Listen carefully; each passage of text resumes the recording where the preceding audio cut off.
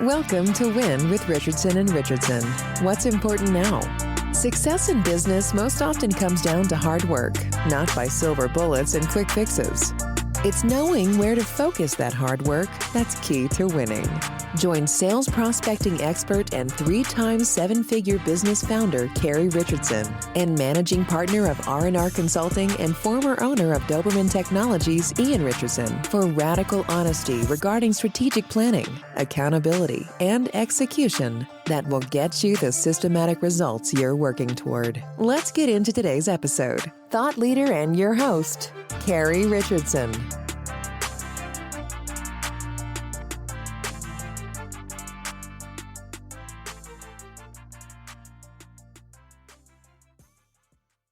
Good morning, everyone. My name is Carrie Richardson. I'm a partner at Richardson & Richardson, and today I am your host for Win, What's Important Now. With me today is John Ahlberg, who is the founder and CEO of Waident Technology Solutions in Chicago. Waident is celebrating their 20th anniversary.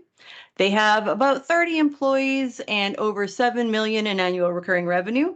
I got a little sneak peek by reading a recent article in Channel Pro Network. So thanks so much for agreeing to be on Win today, John. How are you doing? Good. Thanks for having me. We had a little conversation about this prior to our podcast. You have successfully completed 5 acquisitions. So Waident Technology Solutions has grown organically and through M&A. I wanted to learn a little bit about how you vet the organizations that you're considering acquiring.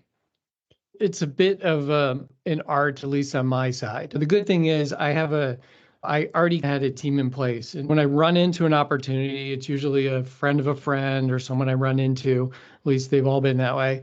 And I sit down with the business owner and I really just do a culture talk. How do they think? What are they doing? That goes a long way to determine what clients they have and how their clients are and how the team is. I have the easy part in the whole thing. I chit chat for an hour or two about culture and what they're doing and what they're looking for. And I tell them, look, I don't care about the finance talk. That happens later with my CFO. I don't care about the tools and everything. That happens later with somebody else. Right now, it's just a meet and greet. Do we like each other? Does it make sense that what I do is the same thing they're doing or it's augmentation of it? So it's really just a culture talk. And then from that, if that sounds good, then I hand it off to the finance side and they'll talk broad numbers. If that passes, then it goes into deeper detail. We have a 10-page protocol document that we follow. We did that in our second or third acquisition to realize there's lots of moving parts, takes a long time. I think the shortest acquisition was like 3 months. The longest was like 9. It takes a long time. We document what to ask for, when to ask for it, what to discuss. So we have a good idea of what doesn't make sense to move forward. We don't want to waste our time. We don't want to waste their time. So let's just get the stuff out of the way at the beginning to make sure we're thinking alike and we're on the same page, and then we can start digging into it. Thinking back to the first one, which led to some documentation and some process changes on number 2, what didn't go as well as you would have liked? That one pretty much went okay. It was a bit different. It was a friend of a friend. They started MSP, ran it for 2 years, and they just weren't making money. They had a handful of clients. There was 2 people there. And the business owner was like, look, I just want to find someone I can hand my clients over that will take good care of them. And the one employee can fold in your organization.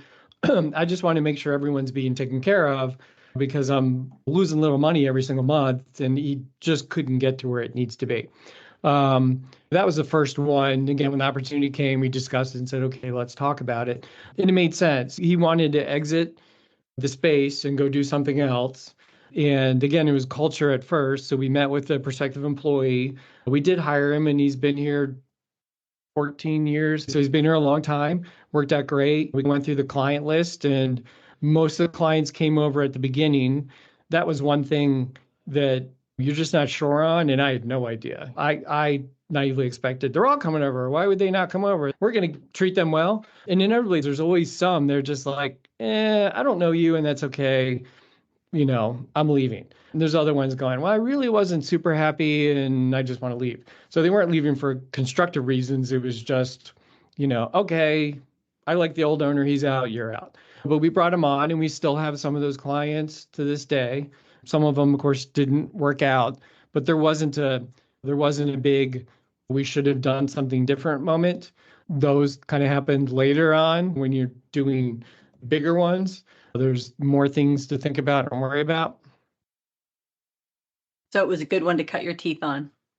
Yeah, the only annoyance was I was on vacation visiting my family in Montana in a cabin while I had to do phone calls back then. I had to do conference calls to discuss some of the details because it was far enough down the line we wanted to close. That was just painful. I'm like, okay, I'm going to be locked over here for a little while making calls. People are in the cabin doing fun stuff. But again, you can't control that. I could have said, hey, let's put it on hold a week or two until I come back. But that wasn't fair for my organization or him or anyone. So we just took care of it. But you can't control that. How long after your first acquisition did you pursue your second acquisition? That was probably 2 years later. After the first one, it came into our growth strategy. Okay, we're going to grow by referrals and marketing and other stuff, but we're also going to grow by acquisition. So it was officially on the radar. It was one of those, okay, how do we find people to talk to? We weren't thrilled about trying to go through a broker. So we just hit the network and said, hey, we're looking to acquire or merge with someone if you know anyone. And that, which I'd never done in the past, was actually helpful because I'm out networking and I talk to a bunch of people, but they usually never think, hey, I know this company that wants to sell, you should talk to John. But if you tell them we're actually looking, then it's a bit more top of mind. When I said that, and people were like, oh, you should go talk to these other ones. The second one was a little bit different. We started working with a new finance client, and the CFO was like, I like my old MSP. I just don't think they're big enough, but we need a bigger organization. And as it turned out, their old MSP was one or two users, and we were a dozen at that point. So we took over. The other MSP was run by a woman that was super nice. Once we took the client over, I sent her an email and I'm like, hey, sorry, this happens to all of us. I just want you to know they spoke very highly of you.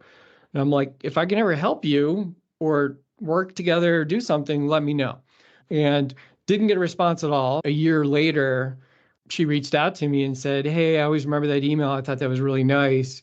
Could we go out to lunch? We went out to lunch and I've been doing this for 20 plus years and my heart's not in it anymore. And it's just her at that point. I really don't want to grow it and it's fine right now, but I just don't want to be here.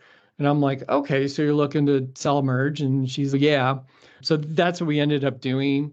Again, we do an asset purchase. We're not buying the company, we're buying the assets. We're hiring the people, taking the clients over, and we get the laptops and equipment and other assets. So we worked out a deal with her. And the way we normally do it on a high level is, again, the finances are what the finances are. At least that's the way I look at it. You're not going to find one person that's going to pay 10 times more than another person. It's all in the same realm. The way we usually do it is, okay, here's some cash. Okay, here's usually some sort of built-in note. You're giving me your business. I want you motivated for the next year to make sure that they don't fire me. And then we build some upside in that. They're probably only we know we're not going to get 300. It's going to be more like 250. So we build something in there going, okay, great. If we hit the 250 mark, you make all the money. But if we go over that, great. It's a win. It's more profit for us. We'll split the profit with you, give you 10 or 20% of the profit, whatever it is. It's a good transition on that end.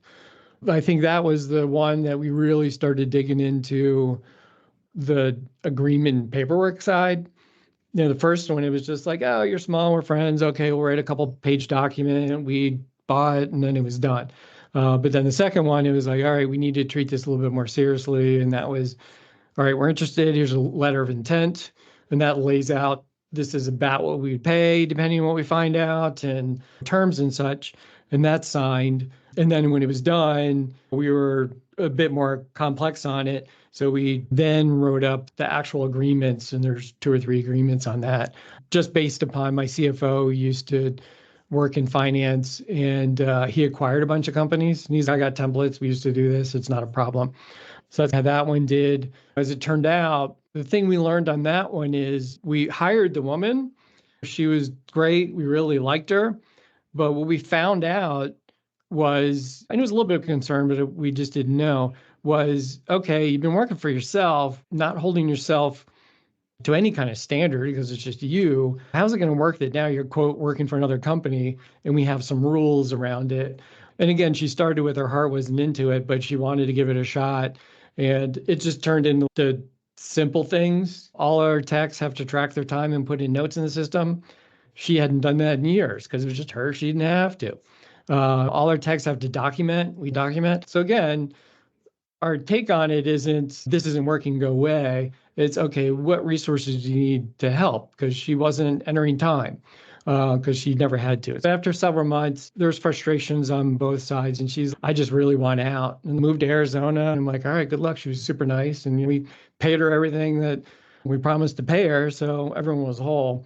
But it's one of those, now I understand, even myself, I'd be a crappy employee if I had to go work for someone else. Not that I'd be crappy. It's just I'm not used to other people's rules. You want me to come to work every day? Yeah. Every day? Yeah. No, I don't think I can do that. Yeah. And then I have certain number of vacation days or I can't just take off. But that's where culture-wise, when we merge clients and we're hiring people, I internally give the culture of as much freedom as possible and act like you're a business owner. When I bring in other business owners, I basically tell them, you don't have to report into me. You don't have to do any of that. Have the freedom you want. And if it doesn't work, well, it doesn't work for a business reason, then we can have a discussion on it. So it works out really well. If the business owners looking to merge in and they still want to be a part of it. And those are some of the conversations I've had where it works out, where a tech starts the MSP and they're not really a business person and it's growing, but they just running the business is a pain and you're in operations. You really want to be a tech or like the company CIO and not do all this other stuff. And if you're too small, it's hard to manage. I've had conversations with those, and that's where the merge works out well, because I go, okay, you worked for yourself for 4 years. You haven't hit that threshold and you're getting frustrated. If you merge in, now you got a bigger team, you got more resources. You can actually say, this is what I want to do, and I don't have to do all that other crap. It's okay, great. And no one's going to be like, where are you today? How come you're not in the office? You're not going to get any of that. So it works out pretty well.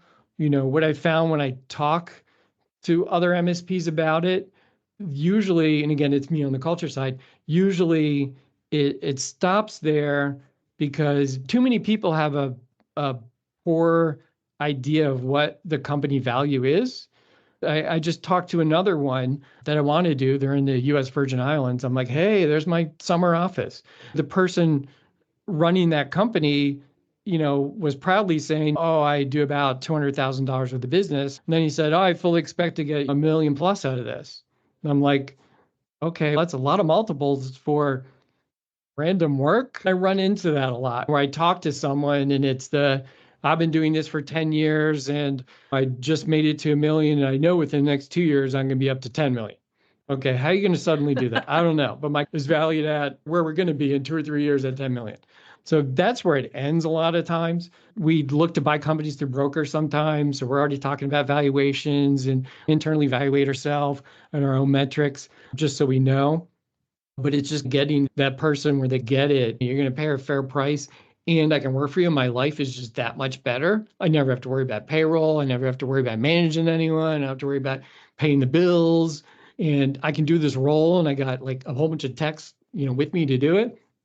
It's hard to find that person who gets all the big pictures and the moving parts and go, oh my God, this is a good thing for me compared to doing what I'm doing. So that's the big hurdle when I talk to people.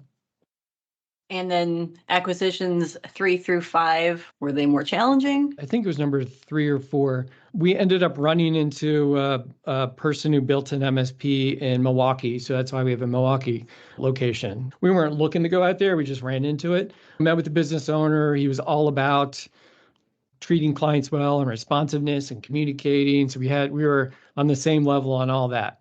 We got along, we got finance involved. There were several sticky points. The guy was not a business person, so the way he handled his finances were all over the place. He would resell antivirus And we would look at it per client and go, why are you making 50% on this client, negative 10% on this client, 20% on this client? And he's, I don't know, I just picked a number. But overall, with all my clients, I'm making 20%. And I'm like, that's not how we do things, but we can manage for that afterwards. So that was a big headache. He had a team of 6 or 7 people.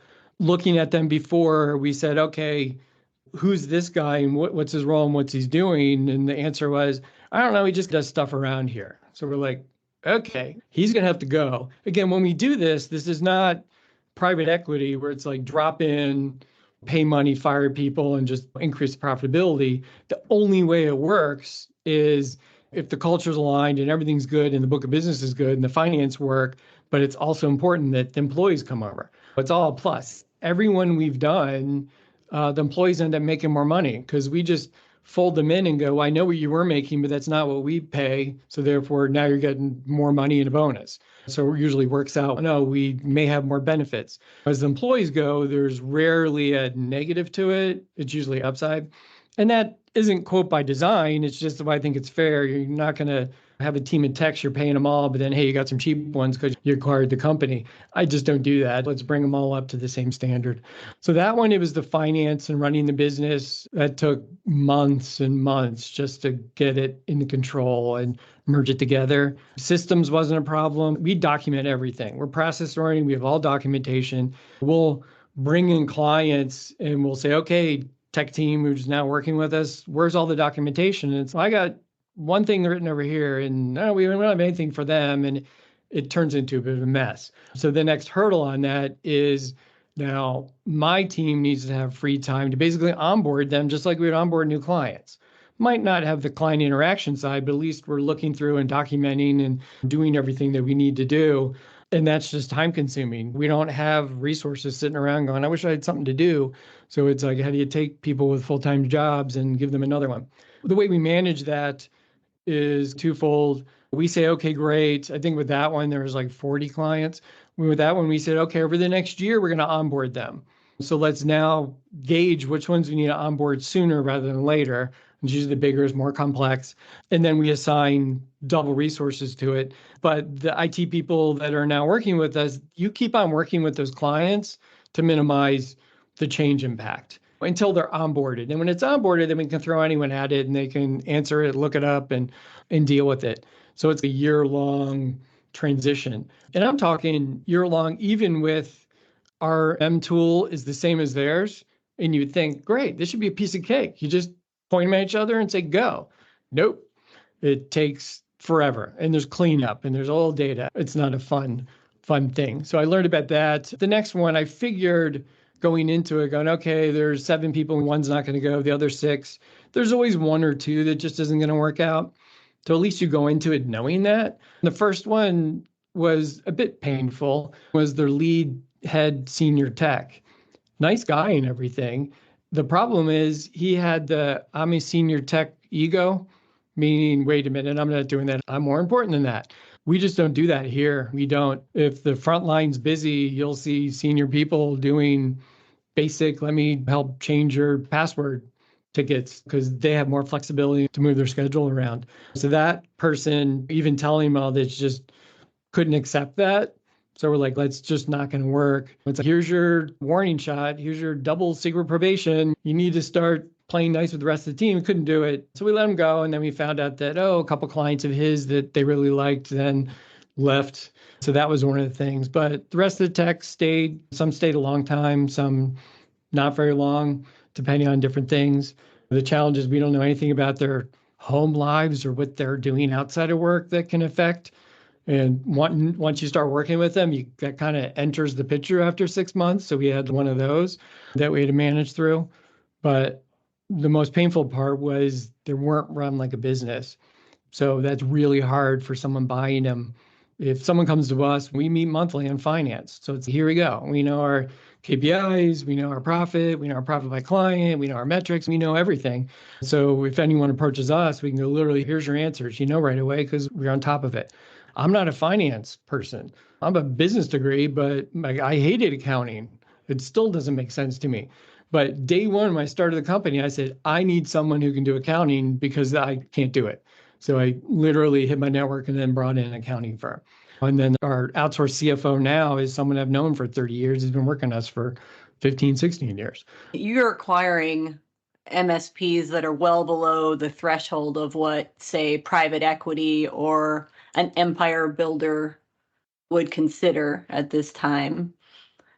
You gave some really good advice around, hey, make sure your finances are in order. People can't buy you if your finances are a mess. Make sure that you're aligned with the culture of the company that you're evaluating.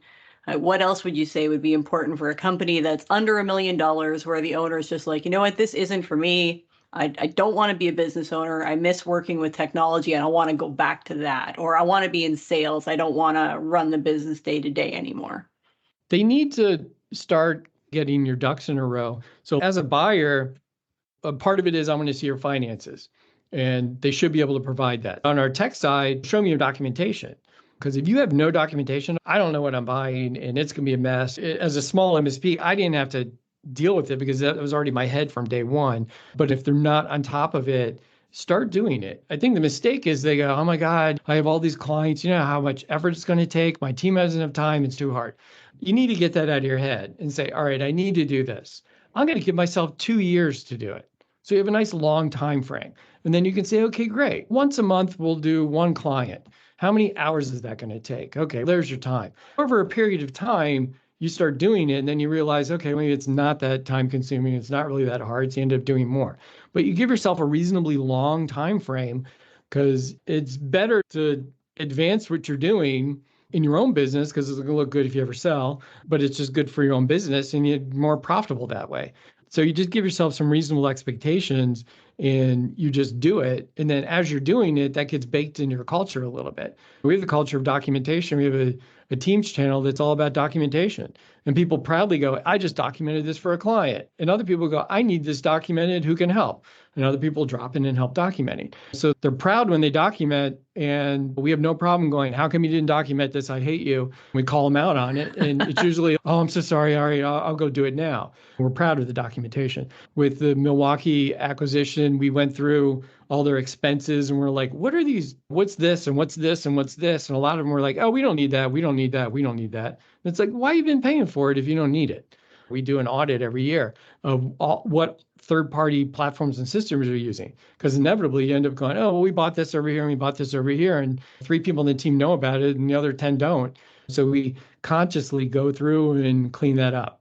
On the client side, make sure that your clients are profitable. That's what the buyer's going to look for. At first, it's what's your top number and where's the revenue going, but then it's going to go into the clients. You should be able to go to them and say, okay, I have a managed service client and I'm charging them $4,000 a month and I'm profitable on it. You can't say why. I think I am. You should be able to say, here's how I track my profitability. Here's my profitability margin. Here's what I'm doing on our end for managed service clients. Our gross profitability metric is like 55%, 60%, which seems high, but then it drastically drops when you add all the fixed expenses and everything around it with marketing and sales and rent and everything else. But at the end of the day, the goal is, okay, our net margin should be around 15%, 15 to 20. Now, totally get it. We had some of them that we were working on. We're a big client paying us $20,000 a month. And you're like, okay, this is good cash flow. This is great. And I usually create a profitability zone in a sense, not just a line. And as long as they maintain in the zone, they might be on the lower end of the zone, but it's still justified because they're still in the profitability. If not, then we have to figure out what do we need to do to charge them more. As a buyer, you'll be way more valuable to me if you can go, look, here's my clients, here's the profitable, this is why, here's my finances. Look, I'm really proud of all my documentation. All that stuff just makes the transition easier, and the buyer's more willing to pay more money for that. So just manage it like a company rather than just doing IT stuff. And for acquisition number 6, what are you looking for? It depends. Again, right now I'm talking to the U.S. Virgin Islands because I'd love to go there in the winter. So we're looking for somewhere warm. Everyone yes. who's listening, we want a warm location. Yeah, and that's actually true because last year it was on the radar going, okay, let's find another company. And I said, look, my only mandate is either it needs to be in Chicago because we're here, it needs to be in Milwaukee, that just makes life easier, or it needs to be someplace warm because that's where I want to go. And we all laughed about it. And we're like, yeah, that kind of makes sense. We looked at an opportunity in Phoenix. And I'm like, okay, Phoenix should be good. That didn't work out most of the time. The one time it was, oh, I'm doing this much in business, and they wanted like a 12, 14 multiple. And we're like, no one's going to give you that. No one. We just moved off. Another one, when we started digging into our business, it was very intriguing. But then we found out that like almost none of her clients are profitable. She's like break even all the time. And we're like, well, that's going to be really hard to walk into all your clients and go, you need to pay us more. We don't like to do that. We want to roll in and go, you're getting way more services and you're not paying any more for it, if at all possible. Our target's kind of the 500 to 2 million. Anything bigger than that's just hard on the finance side. When you go to a bank, we're not that big that they'll be like, sure, I'll give you millions of dollars. But if the number's right, then you have the SBA loans that you can do. And then again, you can structure it with cash up front and a note, and you're paying off an SBA loan. Now, on the finance side, we just run the numbers on it and say, okay, here's the numbers, here's the revenue, here's what we think we're going to make and lose, and when's the payoff time. And that helps us to determine what we think the value is for, or it needs to match the value, what we think the value is for. But you need to have your business plan in there. Annually, we do a business plan. We do an annual meeting where we go over metrics. We proudly talk about the clients that we won and the clients that we lost. It's important to me to say we lost this one because they were sold. We lost this one because we failed on these 5 things. We're never going to do it again. We lost this one because they went out of business. So we go over all that. We have company goals and everyone has their own individual goals. That's important. If you're not consciously going, I'm here today and here's where I want to be tomorrow, you never make it. And then a year later, I'm where I was at before. But next year I'm going to do whatever. And it's not documented. There's no plan. There's nothing to get there. And then you're there another year and you're like, well, I'm still not there. As a buyer, it's important because you're like, here's my business plan. Here's where I'm going. Here's my 5-year outlook plan. So they know they're buying good book of business. I think that's a great place to stop today. I learned a lot. Thank you very much. I appreciate you being a guest today. And I wish you much success. 6 and onwards. Yep. Thanks. Thanks, John. All right. Bye. You've been listening to Win with Richardson and Richardson.